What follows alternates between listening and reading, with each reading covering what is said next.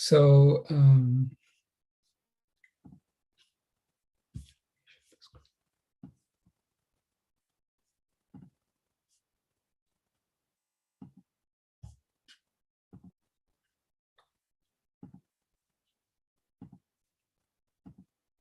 if I can be allowed to share the screen, please. Krishna Ji Mataji. Yes, Prabhu, you can do it.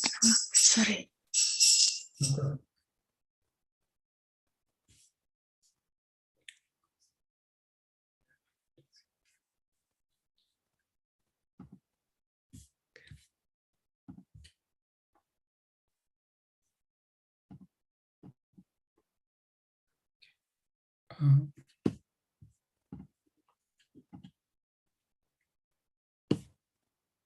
You are able to see the screen? Yes, Prabhu. All right. So, Rohini, can you just, those who want to read, if you can just put your name in the chat and Rohini will call out. Yes, Prabhu. All right, thank you. So, we completed so far what we have done in Nectar of Devotion is we have spent some time going over the definition of pure devotional service. First of all, we said that Nectar of Devotion, we are going to do the 19 chapters for the Bhakti Sastri course in the Nectar of Devotion. And the 19 portions or the 19 chapters constitute the eastern portion of Nectar of Devotion, in which there are 4 waves, which is Samanya Bhakti, Sadhana Bhakti, Bhava Bhakti, and Prema Bhakti. After that, we discussed at length about the Anyabhilashita Shunyam verse, laying the foundation for our further studies of Nectar of Devotion. We went deeply into that particular verse just to establish what is pure devotional service on a very firm foundation. Following that, we spent some time trying to understand the 6 characteristics of pure devotional service. We used some diagrams and so on and so forth. And we said the 6 characteristics of pure devotional service. And amongst them, one of the characteristic is devotional service to Krishna is so ecstatic or so perfect that even the concept of liberation is not seen as a very great achievement. So this chapter, we will be spending some time on that. Srila Rupa Goswami quotes many verses to just emphasize this point, that liberation is also not the highest goal of our bhakti to Krishna. Because in the Indian context or in the other sampradayas, mukti or moksha is considered the highest achievement from spiritual perspective. But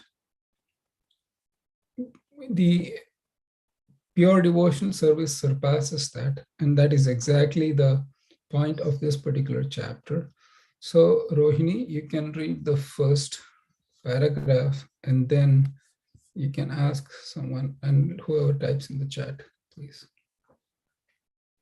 First of all, Rohini, are you able to see clearly, or should I increase the font a little bit?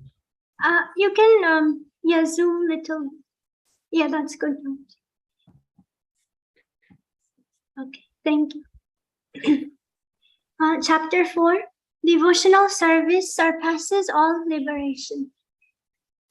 How much a devotee is seriously attached to the devotional service of the Supreme Personality of Godhead can be understood from the statement of Maharaj Prithu, Adi Raja, which is described in Srimad Bhagavatam, 4th canto, 20th chapter, verse 24.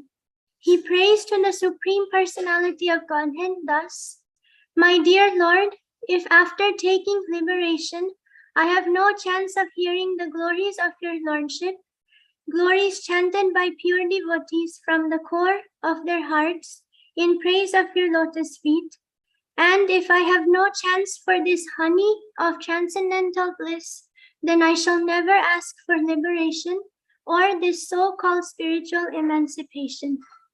I shall simply always pray unto your lordship,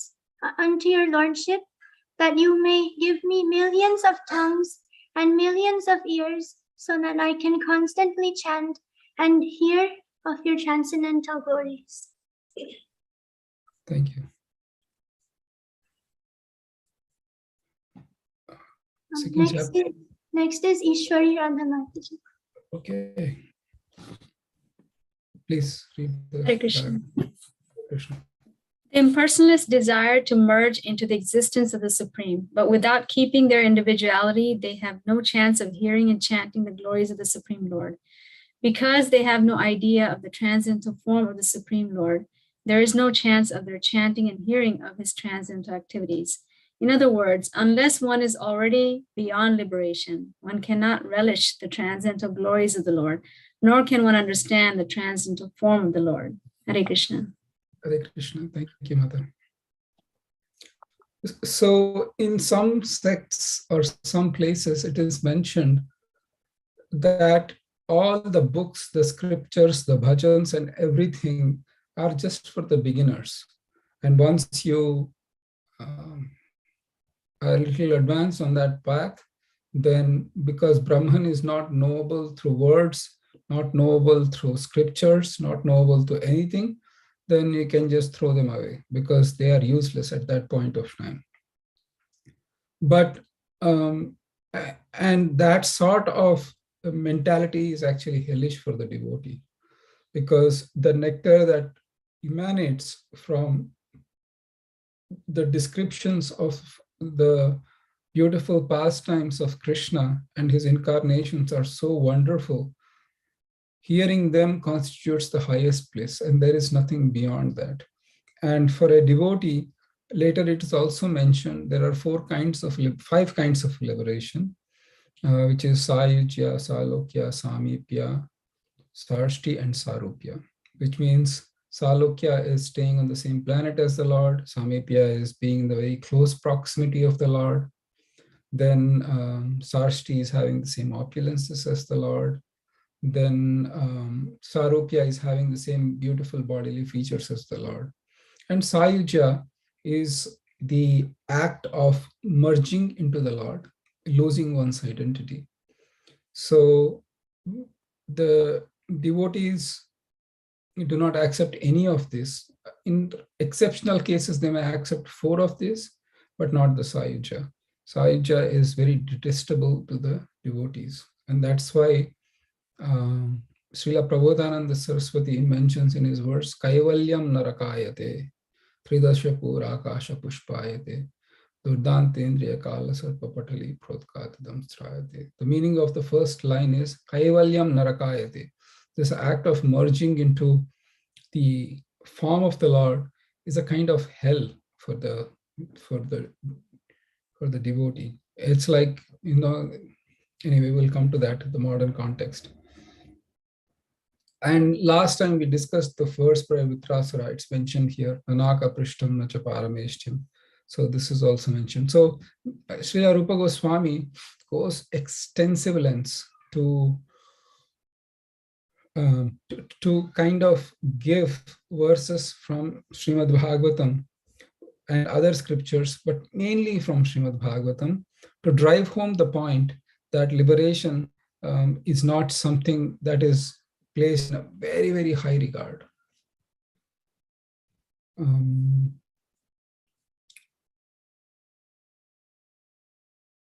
And the Lord himself says in the 9th canto, who is the next in line to read can read this, please. Naveen Prabhu is next.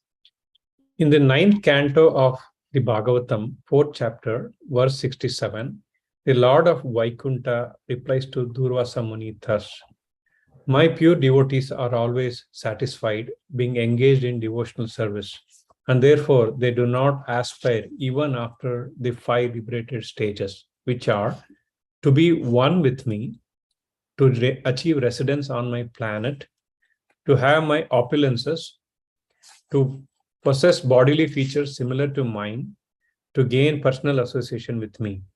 So when they are not interested even in these liberated positions, you can know how little they care for material opulences or material liberation.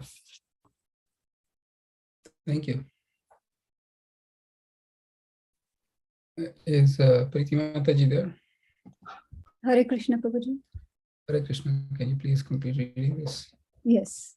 There is similar prayer by the Naga Patnis, wives of the Kaliya serpent, in the 10th canto of Srimad Bhagavatam, 16 chapter verse 37. The Naga Patnis say there, "Dear Lord, the dust of your lotus feet is very wonderful. Any person who is fortunate enough to achieve this dust does not care for heavenly planets, lordship over all the planetary systems, the mystic perfections of yoga, or even liberation from material existence. In other words, anyone who adores the dust of your lotus feet does not care a fig for all other perfectional stages." Thank you, Prabhu. Thank you.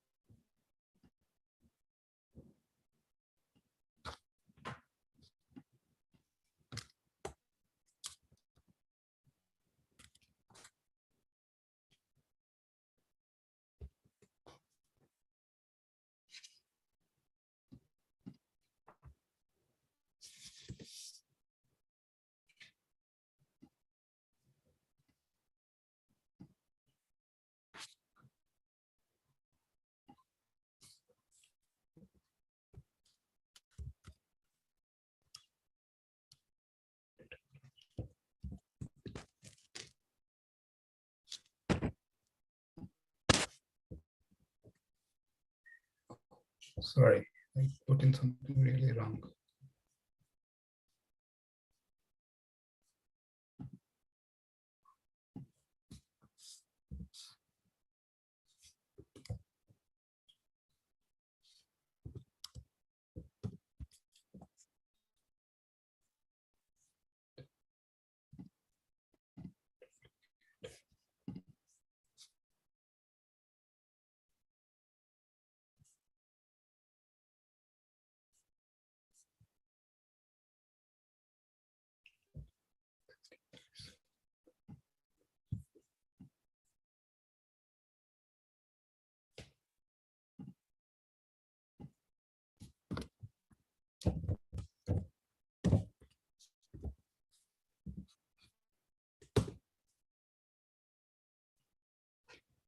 So you can see how remarkable are these verses together from Srimad Bhagavatam.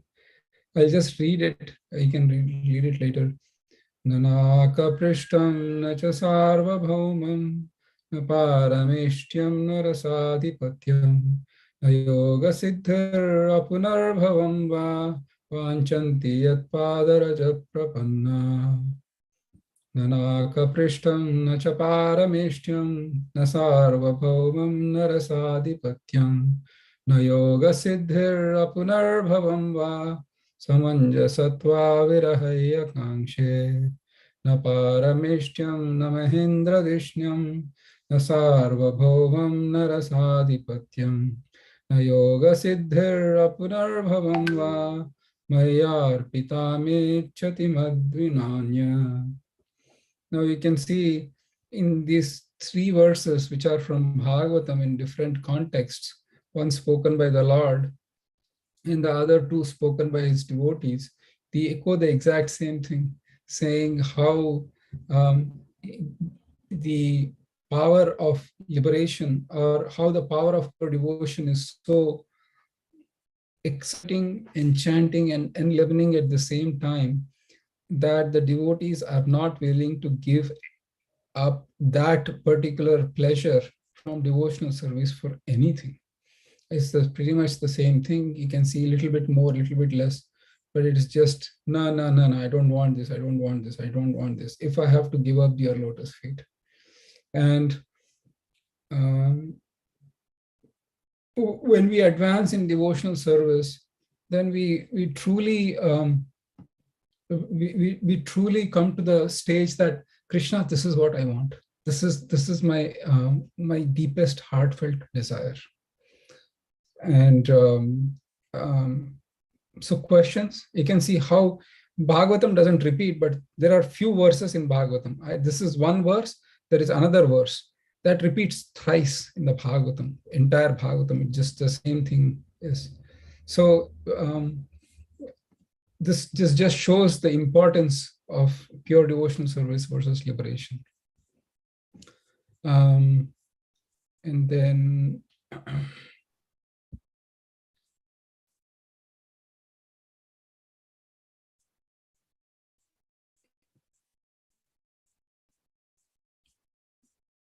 this whole particular chapter is exactly that particular concept. Any questions on this before I go to the last but the very important concept of Ishtadev? In the meanwhile, let me welcome who just joined. I see Pranath, Kripadita. Oh, I see Gayatri. And I also will welcome the latest devotee to get initiated at ISKCON of Silicon Valley, Amrita Hari Prabhu. Hare Krishna, thank you for joining. Hari Prabhu, how are you, Prabhuji? Good, good. And Amrita Hari Prabhu just got initiated on Tuesday by His Holiness Sachinandana Swami Maharaj. So we had an ecstatic initiation. Thank you for joining. All right. Thank you. Any other points we have? This then one thing it rounds off is that the famous Atmaram Verse is mentioned also. The verse is from Srimad Bhagavatam. Atmaramascha manayo nirbrantam apyurukrame kurvanti ahetman bhaktimetam bhoto gunahari. The very fact is that the Lord's activities are so pure, because assume that for the sake of argument, let us say, Prabhu, I don't believe in you. I don't believe in the fact that once you are liberated from material existence, it is very not as same as the rendering the pure devotional service to Krishna. Then the counter to that is this particular famous verse comes in the Srimad Bhagavatam, which is Atmaramascha munayo nirgrantam apyurukrame kurvanti ahetukim bhakti nittam bodho gunaharihi. That this is the particular verse that I am talking about. And then somebody can do the translation of this verse, please. Rupali Mataji. Translation. Sutta Goswami said, all different varieties of Atmaramas, those who take pleasure in the Atma or spirit self, especially those established on the path of self-realization, though freed from all kinds of material bondage, desire to render unalloyed devotional service unto the personality of Godhead. This means that the Lord possesses transcendental qualities and therefore can attract everyone, including liberated souls. Thank you. And Rupali Mataji, you can stay on to read the next paragraph. This is just a bonus reading for you. So here, if the liberation was the ultimate goal, then those liberated sages would not really care to listen to the pastimes of the Lord, because I achieved what I needed to achieve.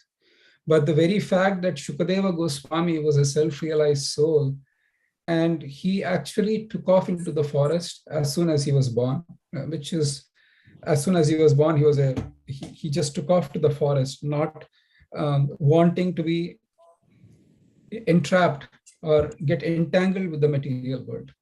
And his father, he recited the beautiful passage of Srimad Bhagavatam, describing the qualities of Krishna and the pastimes and activities of Krishna, and Shukadeva Goswami got attracted. He said that even though I was liberated from material entanglement, the pastimes of Krishna are so intense, so sweet, and so enlivening that I got attracted to them.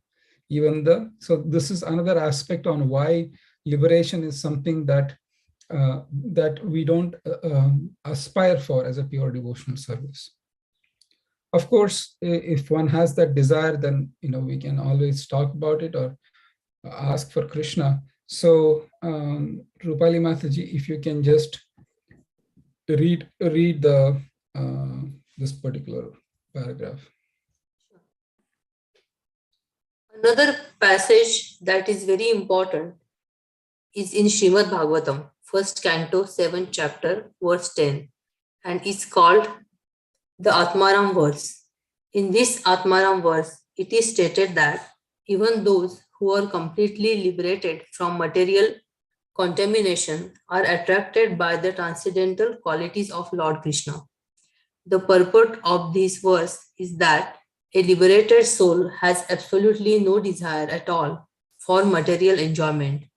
He is wholly freed from all kinds of material desires, yet still he is irresistibly attracted by the desire to hear and understand the pastimes of the Lord. We may therefore conclude that the glories and pastimes of the Lord are not material. Otherwise, how could the liberated persons known as Atmaramas be attracted by such pastimes? That is the important point in this verse. Thank you. Thank you.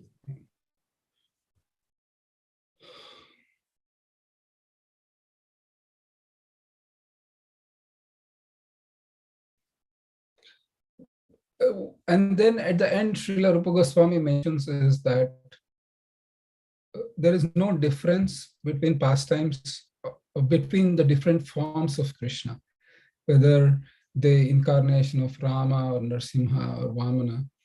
They are all the same absolute truth. But nevertheless, those who are in relationship with Krishna have a certain affinity for the Lord because of his rasa tattva, and he says that they are superior. But one point I should add here is that Srila Prabhupada also says that if you are attracted to a particular form of the Lord, then serving that Lord is the highest form or the highest benediction, and the Lord doesn't want to do anything, or the devotee doesn't want to see any other form. This is the example for that. If somebody can read this paragraph next. Next is Deepika Mataji. Hare Krishna. A devotee who is attached to a particular form of the Lord does not wish to redirect his devotion to other forms. For example, Hanuman, the devotee of Ramchandra, knew that there is no difference between Lord Ramchandra and Lord Narayana, and yet he still wanted to render service only unto Lord Ramchandra. This is due to the specific attraction of a particular devotee. There are many, many forms of the Lord, but Krishna is still the original form. Though all of the devotees of the different forms of the Lord are in the same category, still it is said that those who are devotees of Lord Krishna are the topmost in the list of all devotees. Hare Krishna. Hare Krishna. Thank you. So, unfortunately, in the beginning stages of devotional service, we discussed at length about the three types of devotees in the last class: the Kanishta, the Madhyama, and the Uttama. In the beginning stages, not knowing that the same absolute truth is Krishna, many devotees try to quarrel amongst themselves or argue in the name of which form is better, though it is the same form that's being discussed here. But Srila Rupa Goswami mentions that that amongst all the devotees, those who worship Krishna are the topmost.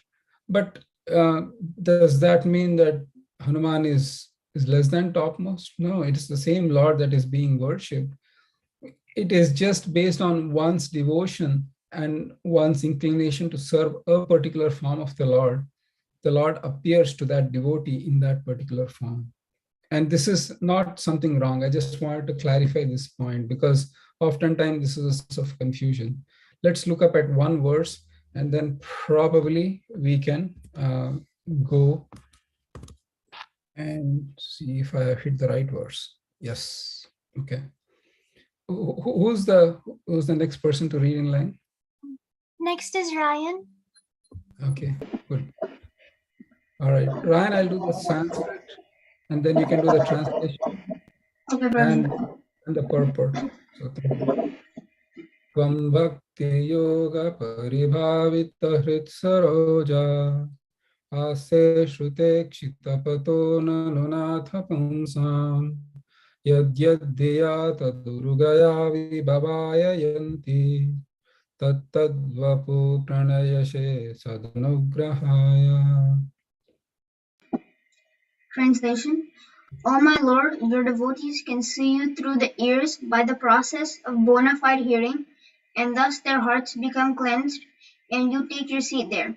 You are so merciful to your devotees that you manifest yourself in the particular eternal form of transcendence in which they always think of you.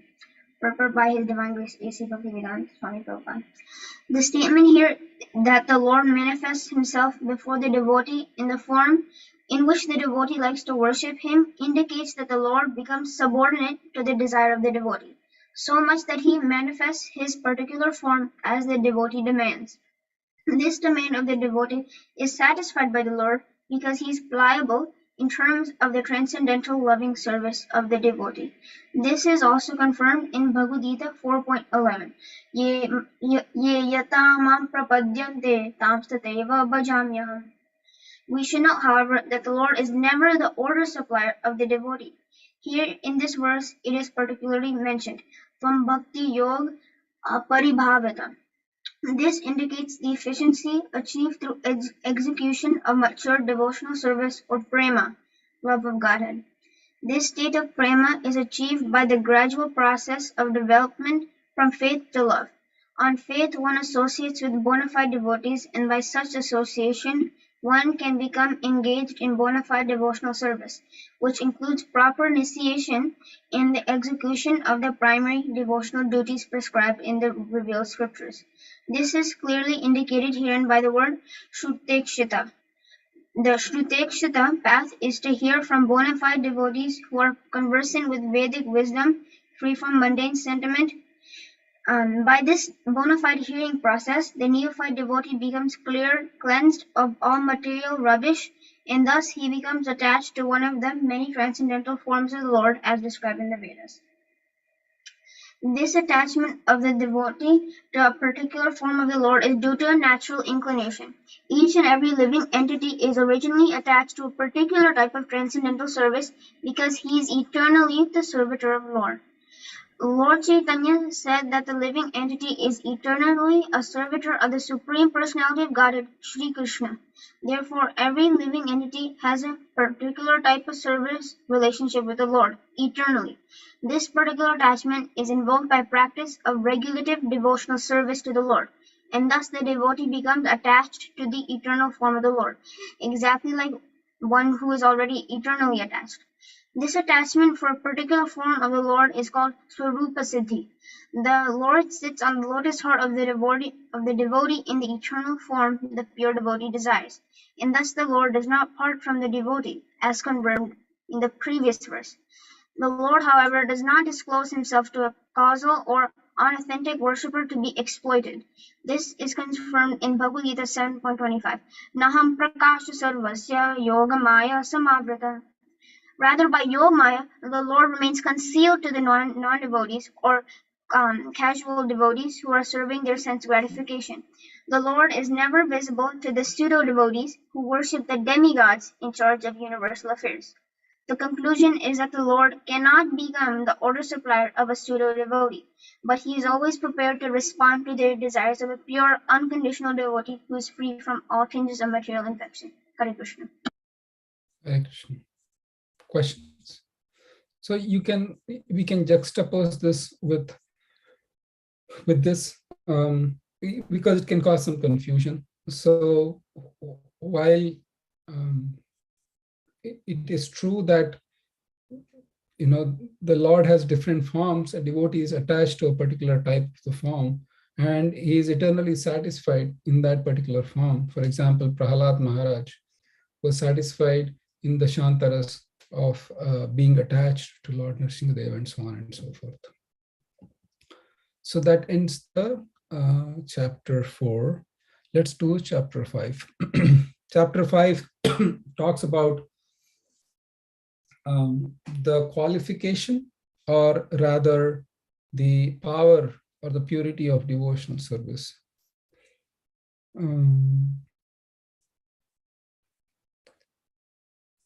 Next, who's on the line to read? Amrita Hari Prabhu.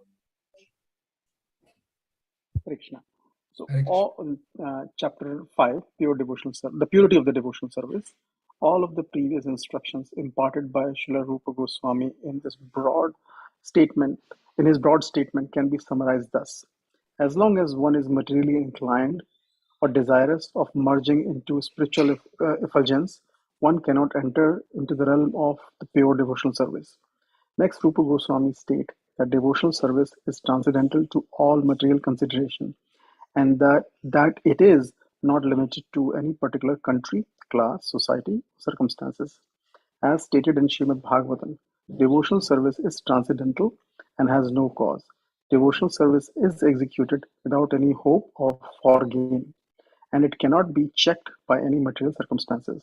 It is open for all without any distinction, and it is constitutional occupation of all of the living entities. Thank you. And I think Amrita Hari Prabhu, if you can do the next paragraph as well. Sure. I think you'll give context. In the Middle Ages, after the disappearance of Lord Chaitanya's great associate, Lord Nityananda, a class of priestly person claimed to be the descendant of Nityananda, calling themselves the Goswami caste. They further claimed that the practice and the spreading of devotional service belonged only to their particular class, which was known as Nityananda Vamsa.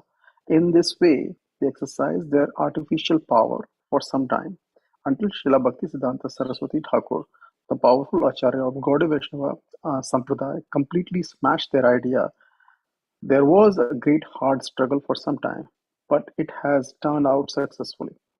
And it is now correctly and practically established that devotional service is not restricted to a particular class of men. Beside that, anyone who is engaged in devotional service is already at the status of being high-class Brahmana. So Srila Bhakti Siddhanta Saraswati Thakur's struggle for this movement has come out successful. So Srila Rupa Goswami asserts, because the reason he asserts is pure devotional service, if we have discussed earlier, does not depend on a particular background or prerequisite, which is that one has to be a varnashrama, or one has to have some renunciation, one has to have some knowledge, something like that. There is no prerequisite. So because of that, any human being can execute devotional service. In India, it's a sacrilege, at least during Srila Prabhupada's time. Prabhupada was an empowered personality from this aspect, where many of his devotees or disciples were from the Western background, practically having no knowledge, and born in a family that was completely out of touch with anything to do with spirituality or spiritual life. Yet you can see how they took up to devotional service.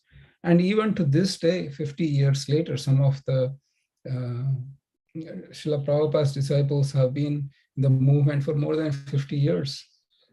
Yet they are able to perform that devotional service. So it's not limited. It's not that a person can do devotional service. That is the point that's being mentioned here.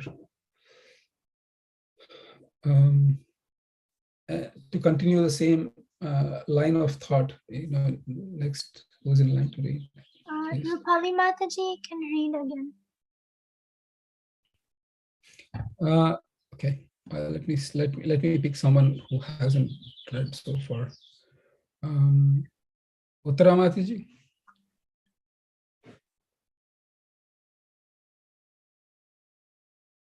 Okay. Pranath Prabhu, you can, yes, the reading only, listening only, or you can read. Yes, Prabhu, Hare Krishna, Dhanvat Pranam, Jai Srila Prabhupada. I'm driving to the temple, Prabhu. I see. Okay. Good. Prabhu, Good. I can stop.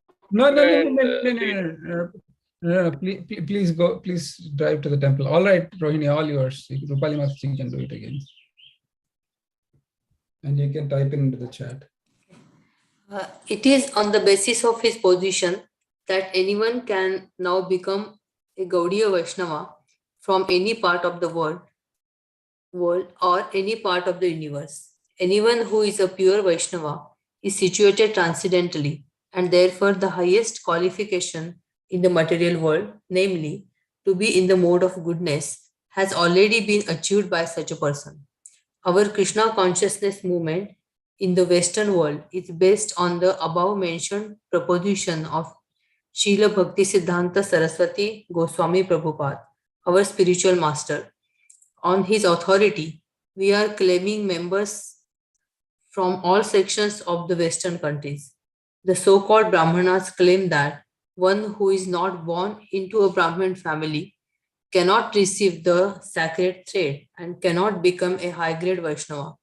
But we do not accept such a theory because it is not supported by Rupa Goswami or by the strength of the various scriptures. Thank you. Thank you, Mataji. Thank you.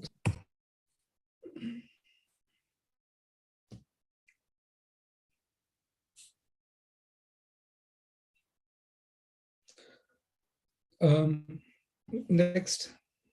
Uttara Mataji. So anybody can become a Vaishnava by the process of initiation. But then what does Srila Prabhupada say about that is mentioned here. Please go ahead, Mataji. Hare Krishna, Prabhu. Srila Rupa Goswami warns, however, that if a person is properly initiated by a bona fide spiritual master, he should not think that simply by the acceptance of such initiation, his business is then finished. One still has to follow the rules and regulations very carefully. If after accepting the spiritual master and being initiated, one does not follow the rules and regulations of devotional service, then he is again fallen. One must be very vigilant to remember that he is a part and parcel of transcendental body of Krishna, and that it is his duty as part and parcel to give service to the whole or Krishna. If we do not render service to Krishna, then again we fall down. In other words, simply becoming initiated does not elevate one to the position of high-class Brahmana. One also has to discharge the duties and follow the regulative principles very rigidly. Thank you. But what happens if you don't follow, and if you, because this is one question that came up in the previous class. Next, devotee, please. I can read, Prabhuji. Yes, and if not, I will ask Krishnangi Mataji to read, and then you can read. That's okay. Oh, Prabhuji, she just stepped away for a few minutes. Oh, okay, got it. Go ahead, Rupali then. Oh, Rupali, please. Yes, please read. Okay. Srila Rupa Goswami also says that if one is regularly discharging devotional service, there will be no question of fall down. But even if circumstantially there is some fall down, the Vaishnava need have nothing to do with the prayaschitta, the ritualistic ceremony for purification. If someone falls down from the principles of devotional service, he need not take to the prayaschitta performances for reformation. He simply has to execute the rules and regulations for discharging devotional service, and this is sufficient for his reinstatement. This is the mystery of the Vaishnav devotional cult. Thank you.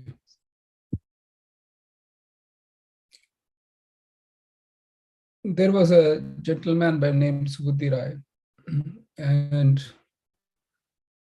he was in a big position, and he had a Mohammedan boy, a Muslim boy, as his ward or protege, and he committed some mistake when he was working for Subudhi Rai, and Subudhi Rai chastised him with a stick or similar device that caused a scar on his back here. Many years later, this Muslim boy got married, and he became in a big position. And one day his wife saw the scar on his back and asked, "How did you get that scar?" And I forget the name of the person. If somebody remembers from Chaitanya Charitamrita, please do post. This person replied that Subudhi Rai was my mentor, and I committed a mistake, and he chastised me with a stick. And that's the reason why you see the scar. And that wife said, she said immediately you should kill that man. And he said, no, I'm very obliged to Subudhi Rai because he mentored me and took care of me when I was young. I will not kill him. Then she said that then at least you must destroy his caste. And in those days, the Muslims would take some water from their pot that they had touched and threw it on the Brahmanas and other Hindu families, and they say, no, you lost your caste. And it was an artificial way of doing this stuff. And Subudhi Rai felt like he was out of the caste. And then he started asking various people, what should he do as a prayaschitta or atonement for this fall down that he has had?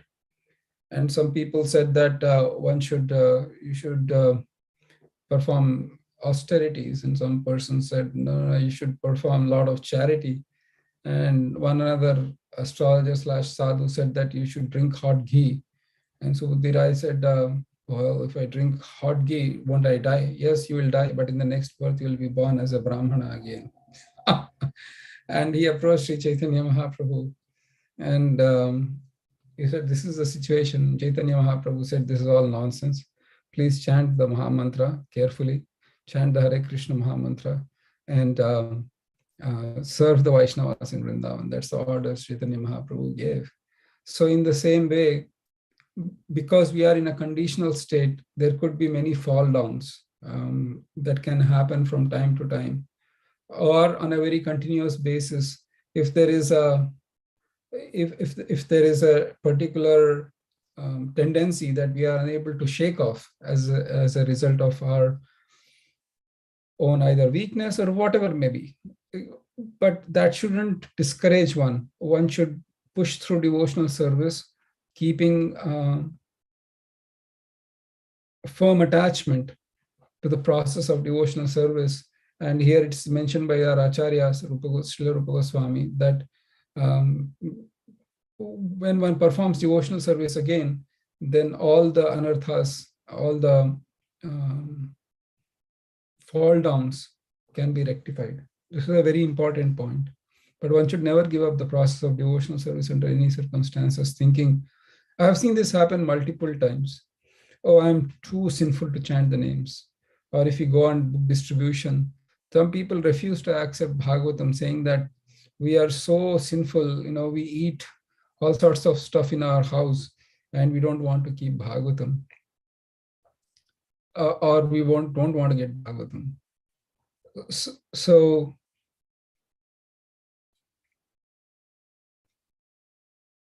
one should kind of push through with the process of devotional service. And even though there could be accidental, temporary fall down, but one should never give up the process. Now, having said that, one cannot take advantage of this process either and deliberately commit.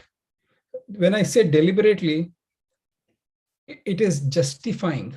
It is rationalizing our own mind to kind of say, okay, whatever I'm doing, that's okay, but I'll keep performing devotional service. When you rationalize like that, instead of being repentant, then it's a problem. any questions, because it's a question that came up, and I would like to know if there are any questions or comments or concerns around this.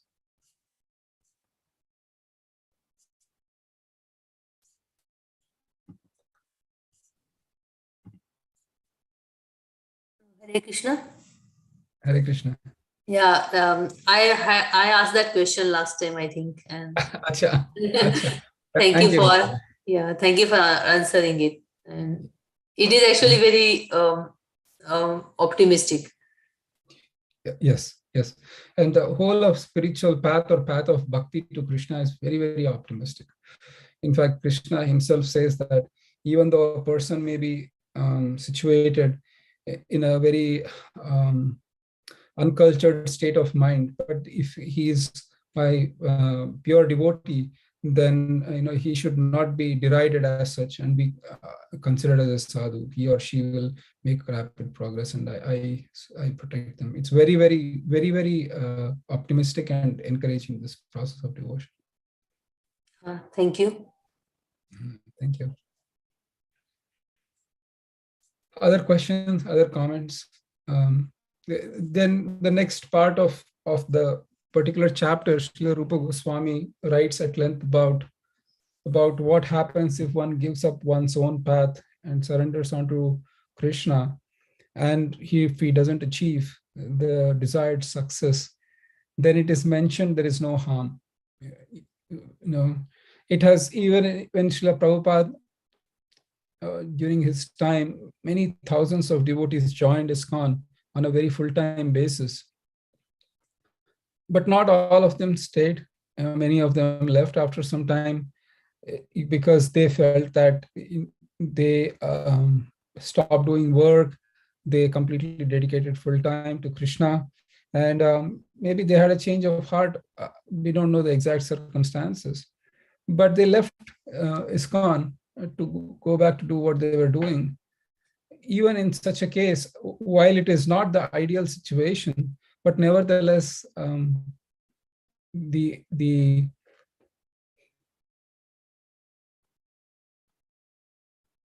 advancement that they made is eternally theirs to keep. So there is no harm. That's what is being mentioned, and that's what is the later part of this particular chapter. Srila Rupa Goswami explains this.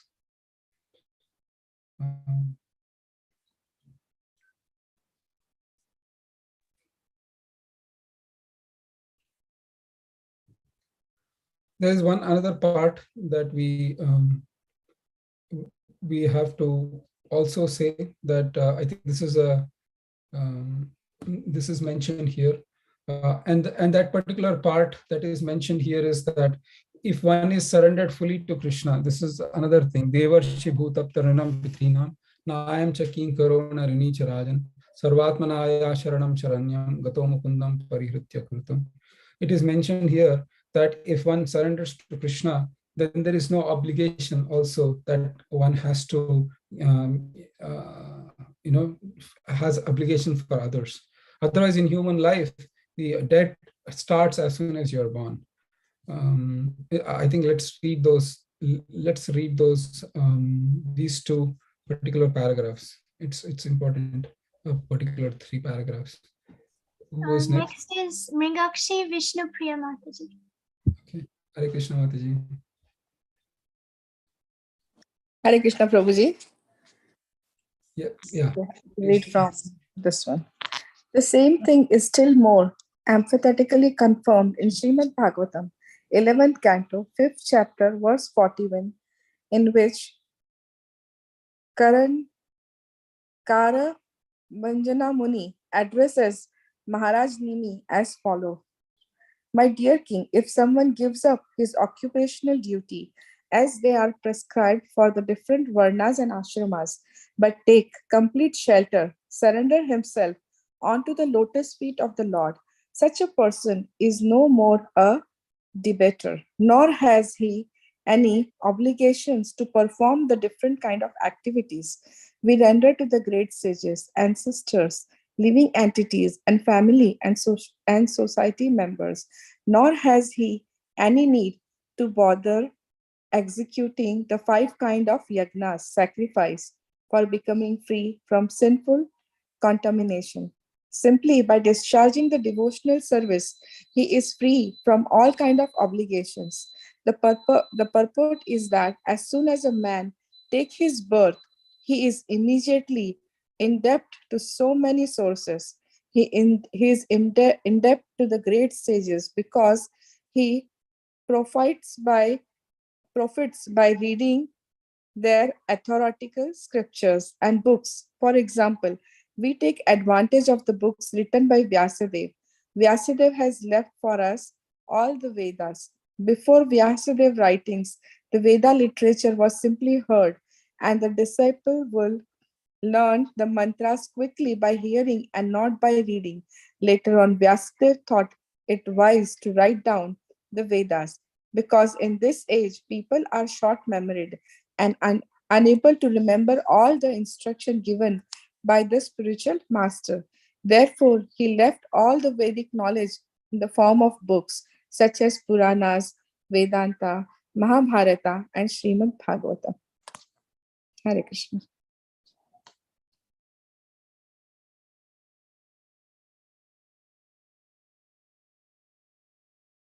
You want me to read this as well, Prabhu? No. Next in the line, there are a few other devotees, Mata. Thank you for reading this. Okay, Prabhuji. Thank you. Hare Krishna. Hare Krishna. Prabhuji, you can call on some devotees. All right. I'll call upon myself. Just no, you said devotees, right? So I will not call upon myself. Okay. Kripatita Mataji, you got a chance to read? Okay, Prabhu. So I can't see the thing on the screen, but I read it from the book. There are many other sages. You are not able to see the screen. Should I increase the font? Yeah. Okay. I got it on the book. I'll read it now. Thank you, Prabhu. Okay. There are many other sages like Sankacharya, Gautama Muni, and Narada Muni, to whom we are indebted because we take advantage of their knowledge. Similarly, we are obliged to our forefathers because they take our birth in a particular family where we take all advantages and inherit property. Therefore, we are indebted to the forefathers and have to offer them pinda, prasada, after they are dead. Similarly to the people in general, we are also indebted as well as to our relatives, friends, and even animals such as cows and dogs who render us so much service. Is it until there? Hare Krishna. Yes, I can read one more and then we'll stop. The next paragraph. Huh? In this way, we are indebted to the demigods, to the forefathers, to the sages, to the animals, and to society in general. It is our duty to repay them all by proper discharge of service. But by the one stroke of devotional service, if someone gives up all obligations and simply surrenders unto the Supreme Personality of Godhead, he is no longer a debtor, nor obliged to any other sources of benefit. Hare Krishna. Hare Krishna. So now you can see how this brings up some interesting conversation. So a person who is not really in devotional service is obligated to many people, at least 5 here, to the demigods. So there is the 5 kinds of obligations, and therefore there is Pancha Mahayajna, which is done by the householder every day to repay the debts for these 5 people. If one is not able to do that, then one's life becomes very risky. Without the process of devotional service, you just run being a debtor to these various things. Now the biggest question will come is, how do I know that I am surrendered to Krishna, that I am exempt from performing all these obligatory duties? Is my question making sense? Okay. Yes, Prabhu. Right. So, for example, I reflected on this question, especially the debt to the forefathers. I lost my father recently, in a few months back, and this question pondered on my mind, whether am I obligated to my forefathers or not? And the answer to that question was, I did perform the ceremonies. I mean, I as in we, and we performed the ceremonies for the forefathers. But on the path of pure devotional service, those who are not completely surrendered to Krishna to the point that it's very obvious from their life that they have no other source of income, they have no other means of sustenance, and they are not dependent on anybody, and they're completely dedicated to Krishna, for them there is no need.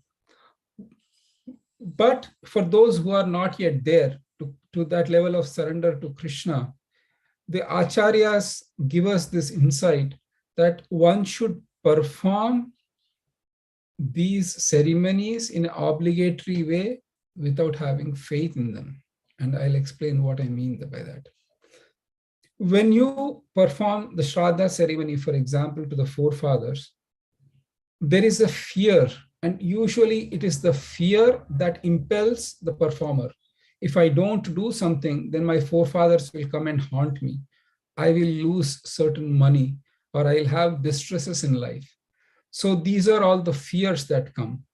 Or there could be inducements that when you perform obligatory duties to the forefathers, you will become rich. When you perform the pujas to various devatas, they will bestow you with a lot of prosperity, health, happiness, all these usual inducements.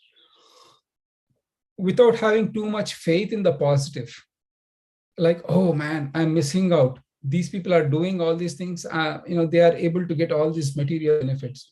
And from my perspective, or having fear that not doing will attract some penalties.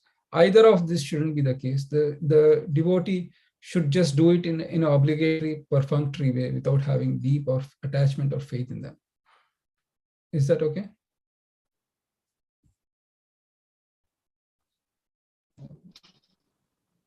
Yes.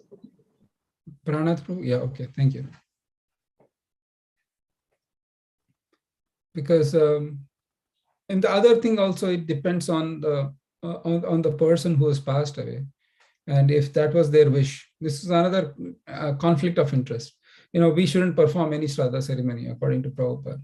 But my father wanted me to do this. Now what should I do? You see, or my father, mother, grandfather, whoever, we can fill in the blank. So there are multiple aspects to it as well. For those who are in the beginning stages of devotional service, you read this paragraph and you say, well, I don't need to do anything. Yeah, you need a careful guidance on that, one way or other. Is that okay?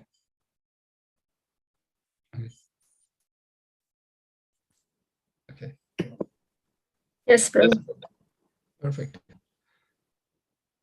All right, so we can we'll stop a little early today, maybe around 2 o'clock or something like that. We still have some time. So then the qualities of those, or the characteristics of those who can perform devotional service, what one does in case of fall down, and all this is mentioned in this chapter.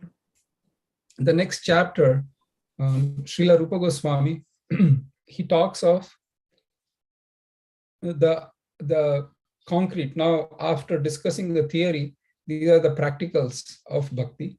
These are being mentioned here. There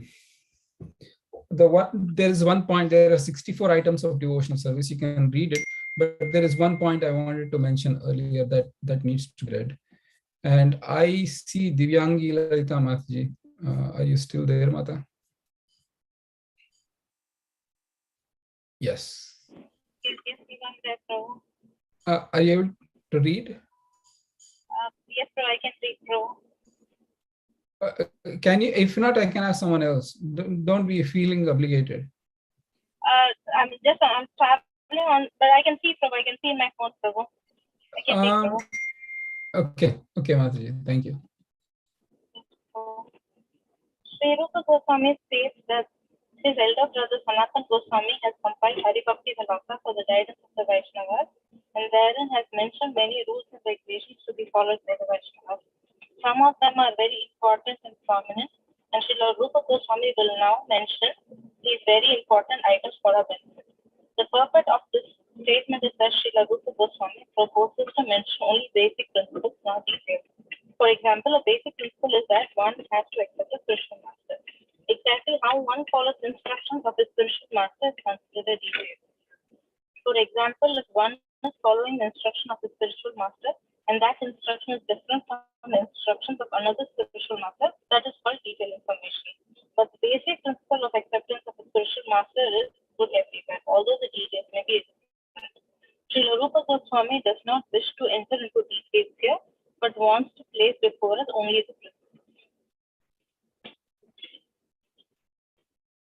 Thank you. This is a very important way to understand, because when we read the rules and regulations of devotional service, there is the principle and there is the detail. Even within our society, we have many initiating spiritual masters. And the mood of the spiritual master in his service or in her service in some cases might be different. And though it is all rendered towards the same society, ISKCON, and the same founder Acharya, Srila Prabhupada, the mood will be different. Some gurus are probably into, the holy name. Their whole life is emphasized on this. Some spiritual masters may be more into book distribution. Some others might place emphasis on deity worship. So there are few who might even say talk of Varnashrama system. Or some might be more of intellectual, like writing articles and so on and so forth. So while those are details, nevertheless, this is the principles behind them, they are the same. So one should be, respectful of that in a multi-guru society like ISKCON. Is that okay? Or any questions on that?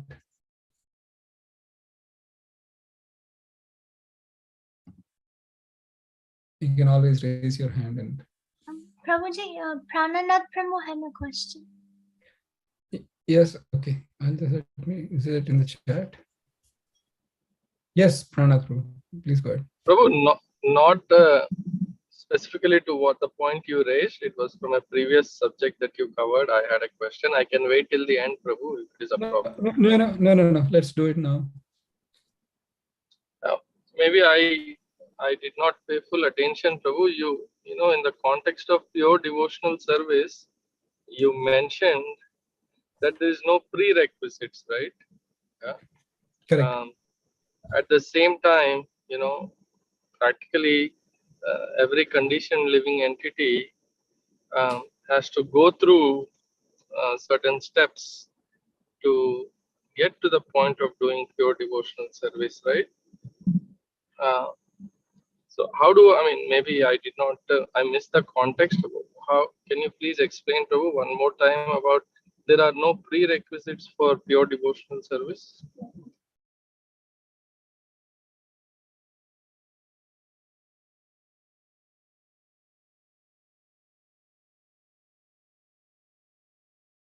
So Srila Rupa Goswami, he mentions earlier on what is the qualification or adhikar in Sanskrit terms for those who can perform pure devotional service.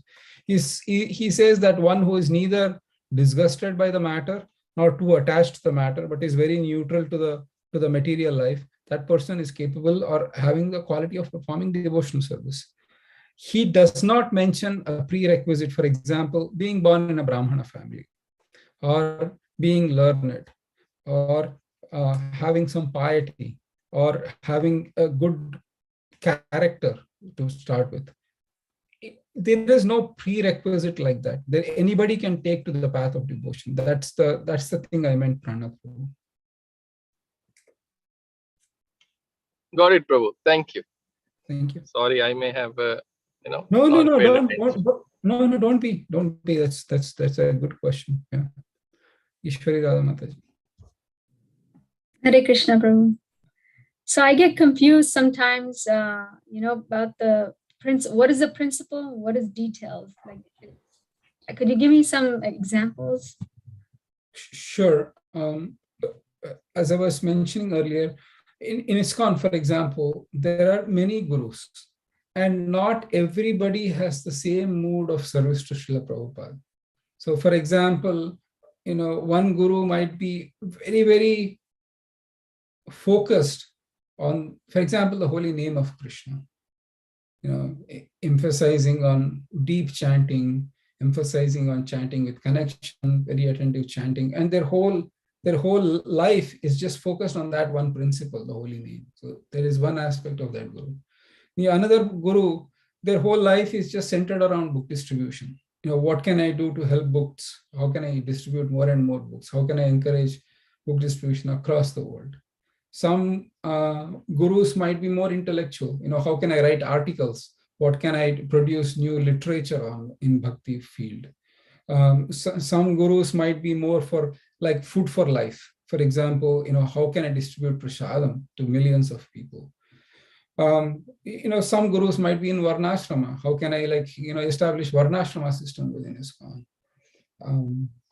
So you can see how many gurus will have their own moods of service to Prabhupada. Some gurus might be like more in terms of high deity worship, right? So are they wrong? No, they are not. Everybody has their own mood. That is the detail. But serving Krishna or serving Srila Prabhupada, that is the principle, and that is unavoidable. Is that helpful? Yes, Prabhu. So then I have another question. When you're in a society or a congregation with so many different, disciples of different Maharajas, how do we work together? Because sometimes it's a little confusing, so-and-so has this kind of passion or, doing this service, and this one has different service, but I don't know how we can work together. I think that is the art of management of a temple president within ISKCON or any other authority, to have to have the maturity to accommodate different kinds of, or the different inclinations of the devotees. There's no common answer. It's more of a specific example. But the ISKCON Disciple course, which is very common, which is a course that is common to all those who are aspiring within ISKCON, they mention that by having Prabhupada as center is one way of kind of doing it. It's like we are all in the same umbrella. That's one aspect. And the second aspect is to have a voluntary aspect of service. When the temple authorities have a very particular way of looking things, and then saying that whoever comes to this temple or serves this temple has to do it in a particular way, irrespective of what your inclination is, then there could be a conflict. So,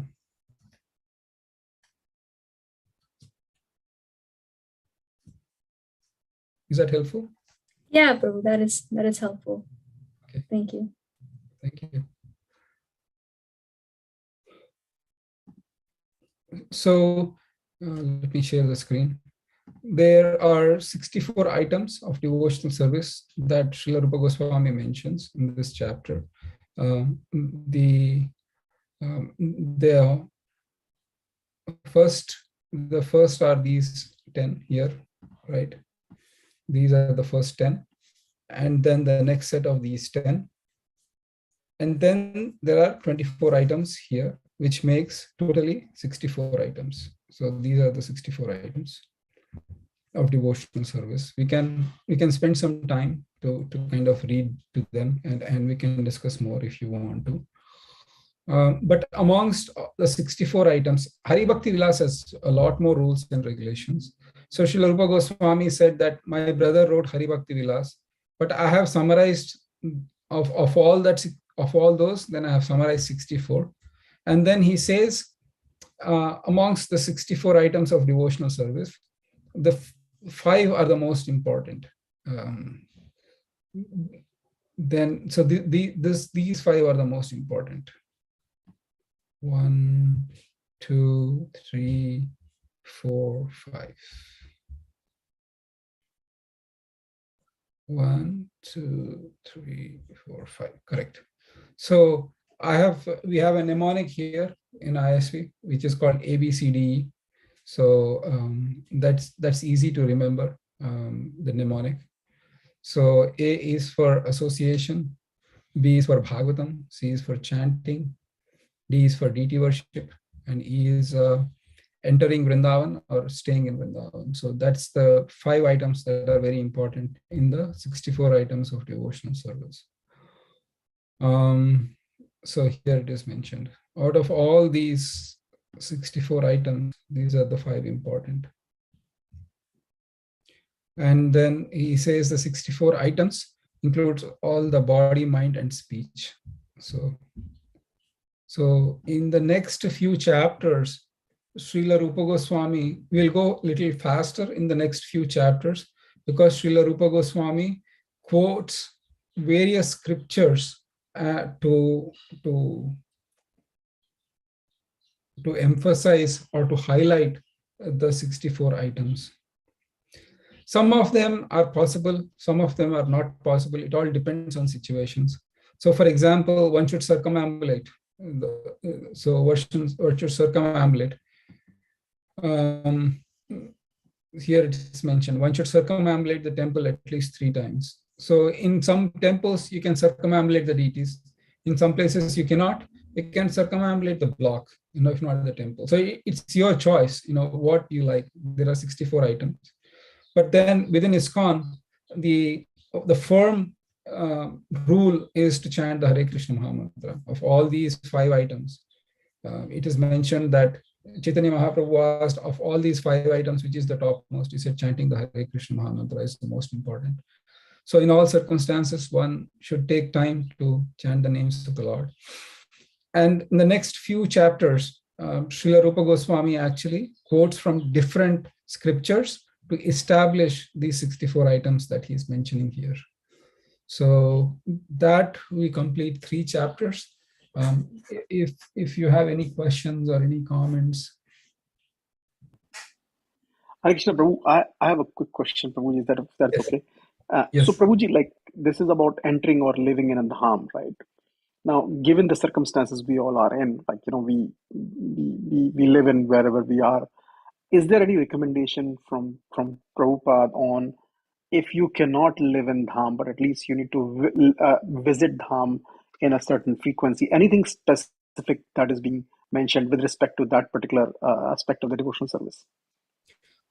Amit Prabhu, Amrit Hari Prabhu, that's an excellent question, because most of us living in the West rarely get a chance to go to Vrindavan, much less stay in Vrindavan.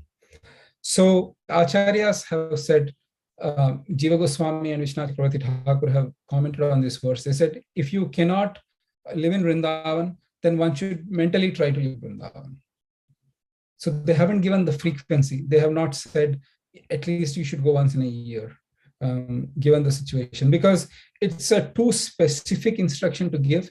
Like, what if a person is too poor to go? Person is physically handicapped to go, is old or invalid to go. So they said, mentally you can live in Vrindavan. And that can be done, from a personal note. There are a few books on Vrindavan. I think one book is by Prabodhananda Saraswati called Vrindavana Mahimamrita, where he describes the glories of Vrindavan. So, does that answer, Amrita Hari Prabhu? It does. I think I was trying to also understand, because I know many of the Prabhupada senior disciples, they tend to kind of stay in Vrindavan or in Dham during the Kartik. And I was wondering if there is the correlation between those two. No, it's a personal choice. I mean, a lot of devotees go and stay in Kartik.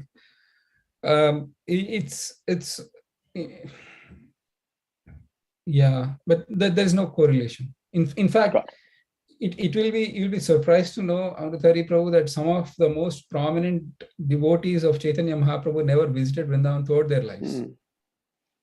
For example, we really don't hear of Advaita Acharya going to Vrindavan. He never, at least from Srivas Thakur, he never went to Vrindavan. Chaitanya Mahaprabhu, he himself went to Vrindavan and just stayed only for once, and then he just came back and he never to visit. So, but the very fact is that the ecstatic loving service to Krishna following the gopis of Vrindavan means that you live in Vrindavan. And and because I think it brought up an important point, Amrit Hari Prabhu, because one of the other debatable point within society was, okay, how can I go and die in Vrindavan if I cannot live in Vrindavan? And there were some exalted sannyasis within ISKCON who left their bodies deliberately not in Vrindavan to show that wherever there is the murti or the deities of Krishna, there is Vrindavan. So you have multiple angles to kind of work with that.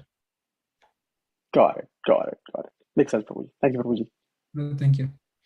And one last point is that I think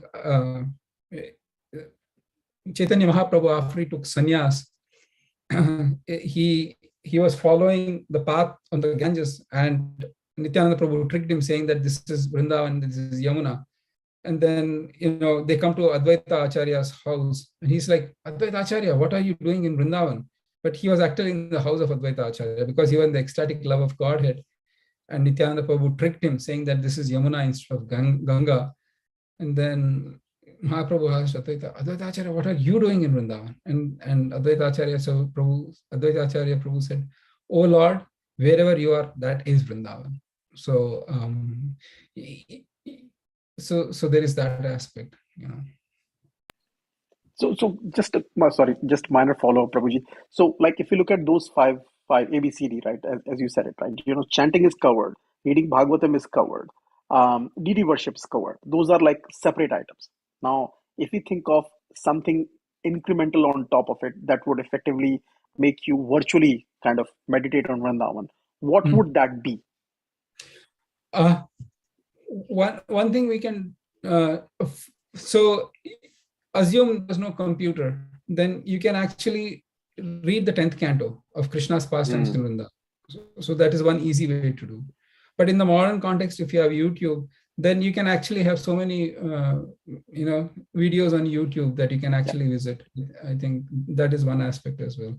How can my mind meditate on Vrindavan? I think, Amit Prabhu, it's if a person who has his whole life in India and he comes to US, leaving all the family members back in India, though he or she is physically in the US, their mind is back in India. So how can I actually live in Vrindavan mentally? I think that would be like a good challenge to have. So, but if you are fortunate enough to physically reside in the Dham, then nothing better. Makes sense, Prabhuji. Makes sense. Perfect.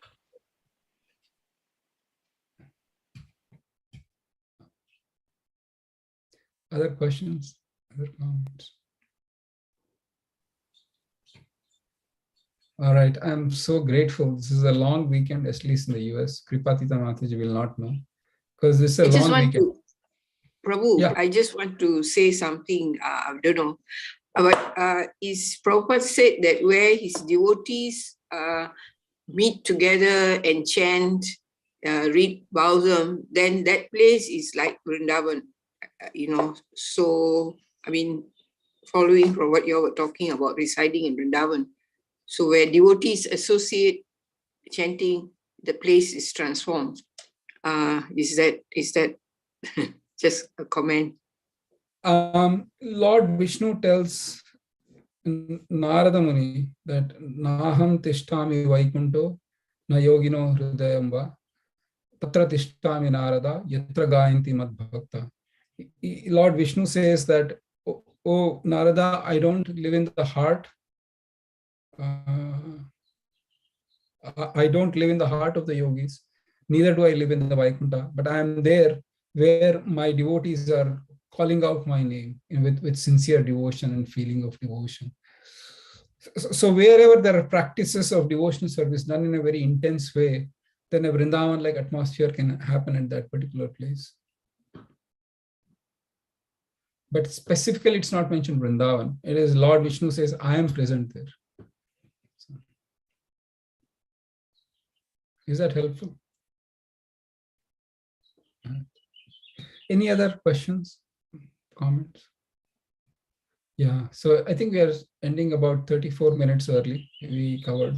My only request is that the next few chapters will be just specific scriptural evidence to support his 64 items. So, it would be nice if you can read, so that, we can go through the next few chapters. We'll go a little faster. All right. How many chapters we should read, Prabhu? So if you see the chapters 7,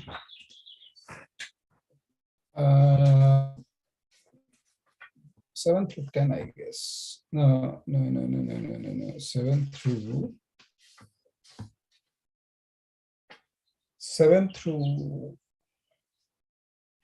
12. And 7 through 12 are just evidences that Rupa Goswami gives from various scriptures about the 64 items that he has mentioned. All right. Thank you so much. Ishwari Radha Mataji, Kripatita Mataji, Amrit Hari Prabhu, Divyangi Mataji, Miyakshi Mataji, Vijesh, Naveen, Deepika, Brian. I'll see you all next week. Hare Krishna. Hare Krishna. Hare Krishna, Prabhu. Thank you very much.